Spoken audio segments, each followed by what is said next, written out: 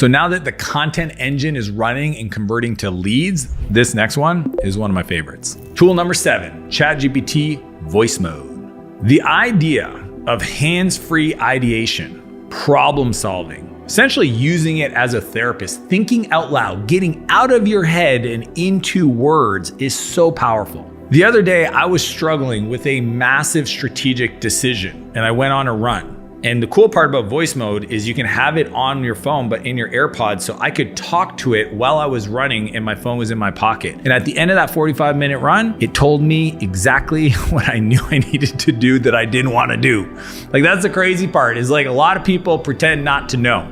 They pretend that they shouldn't do this thing when at the end of the day, good friends will just be like, you know what you got to do. And you're like, oh, I was scared you're going to say that.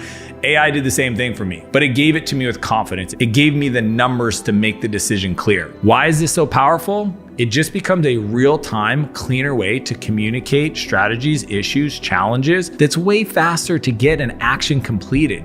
You using it is next level. Your whole freaking team using it is gonna make your business a lot of money. So here's a simple example that's gonna change the way you solve problems in your business. So first off, you need to tell it to stop being too nice. So that's where you wanna say, hey, challenge me, be my mentor, make sure that my ideas are bulletproof, keep asking me questions you feel like we get there. Then you wanna give it a challenge, but when you ask it, so if you're having to make a decision about like, what do I need to work on to fix my business, give it the language around theory of constraints, which is TOC. TOC is a problem-solving strategy to figure out how to increase throughput within your business. Once it knows that, it's going to ask you questions about your marketing and your sales and your delivery. Then you can give it the data that it can use and then tell you what areas you should look at. Then I want you to ask it, well, give me 5 examples of how I could fix this problem with the resources I have, and give it the constraints. See, if you don't give the AI the constraints, it won't know how to solve the problem.